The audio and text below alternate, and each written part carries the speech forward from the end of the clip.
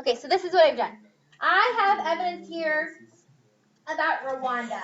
Okay, you have talked about Rwanda in global studies. What do you know about Rwanda? That's where the genocide took place. Yeah, so a genocide happened in Rwanda, which did what to the country? Destroyed it. Basically destroyed it. Do you know anything about Rwanda now? No. Okay, Rwanda has actually turned into one of the fastest developing countries in Africa. So it's actually making huge gains to become successful. And so what I did is I found two articles that kind of point to the success of Rwanda. And what I want to do is think through all of my evidence and show you how I would connect pieces that I could potentially bring together to support one claim. Can you use all of the evidence you found in your research? No. You could, but it probably wouldn't make much sense. So I'm going to show you how I would go through and piece evidence together. This will be your first step tomorrow in the writing process. Okay? So, my first fact says this. Rwanda is the biggest rising star of East Africa. Does that answer my question? It tells me that it is becoming successful, but does it tell me how? No. So do you know what I'm going to do with this one? I'm gonna cross out. Rwanda has achieved dynamic change and impressive economic growth over the last several years. The country has undergone a remarkable transformation and completely rebuilt itself. Yeah. Does that answer my question? Yeah. I don't actually think so. It is making changes, but does that fact tell me how? No. It doesn't. If I use this fact, what could I use it as? It'd be great background. But I want to find evidence that does what? Answers the question, and I don't really think this one does. But I could bring it in potentially as background. The Genesis meaning what? No. Beginning. The beginning of this remarkable rebirth dates back to the end of the genocide in 1994. Answer the question? No. It doesn't. Again, what could I use this as? Background. I think, because I don't think they answer the question. I think you're going to go through your research tomorrow, and you're going to find a lot of evidence that connects to the question, but doesn't really answer it. So I'm going to eliminate those pieces. I don't want to delete them from my document totally, because can I pull them in as background information? Yeah, absolutely. I mean, they're not worthless facts, but I want to find the ones that best answer the question. In 2003, Rwanda adopted its current constitution following a national referendum. Kagame, do you know who Kagame is? Anybody? He's the president. Kagame, who received an English university education and U.S. military training, was re-elected president that year. I don't know why this is here. Now, this is a little bit of a stretch, but I kind of like this one because what does it tell me about Kagame? He's an educated. He's educated, not only with a college degree, but military. So I'm learning here that Kagame is well-rounded. Now, I don't know if I'm going to use this, but I'm going to highlight it just in case. His zero tolerance policy toward corruption has shaped an attractive business climate, and his political reforms have created a model for the 21st century. Yeah. Answer my question? I think so. Okay, now I'm going to look at my other article. Do you have to have evidence for more than one article? Yes. Yes, you do. This year, Rwanda moved up 7 spots on the World Economic Forum's Competitiveness Index to number 63 out of more than 140 countries. In recent years, it has posted average annual GDP growth of more than 7%.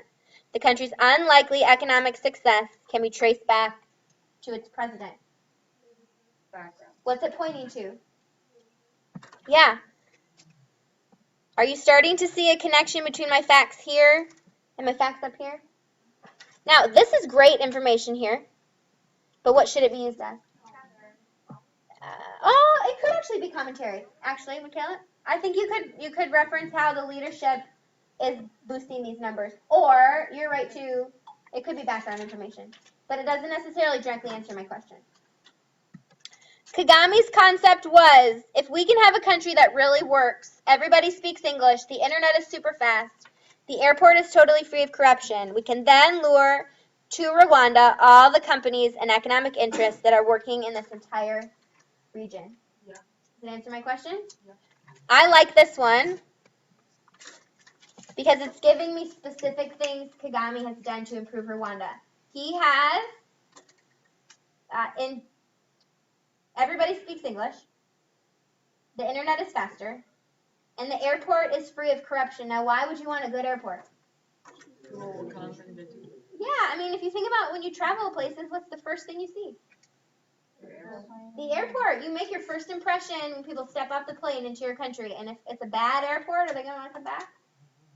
No. So I love this. I love this fact. How many of you have traveled on an airplane?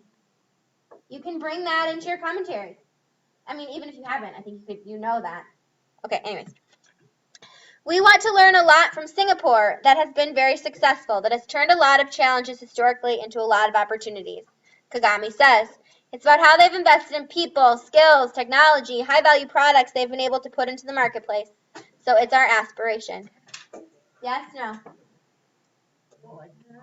What I like about this one isn't necessarily the list of things that he lists there, but what is he doing to help improve Rwanda?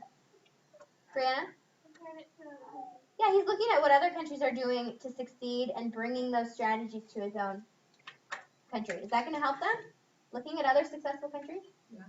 Yeah, so I have these 4, 5-ish pieces of evidence. They're all pointing to what? Leadership. So they're all pointing to the fact that Rwanda has improved significantly because it had a strong leader. Right? So I can turn that into a claim. I haven't lost you yet, right? Your eyes are still here.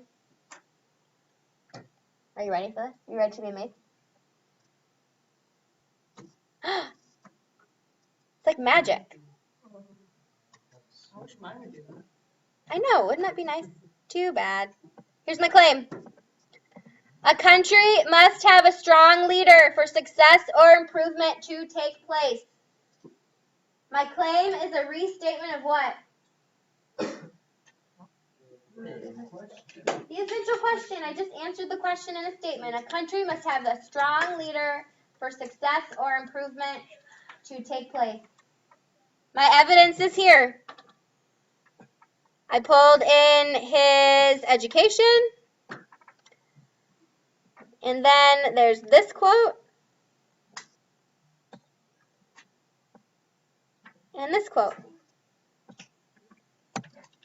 Now, what do you notice about the placement of my text evidence?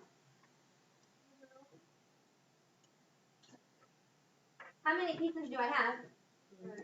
3. Can you have more than 2 pieces of evidence in a paragraph? Yes? What else do you notice about where the evidence is?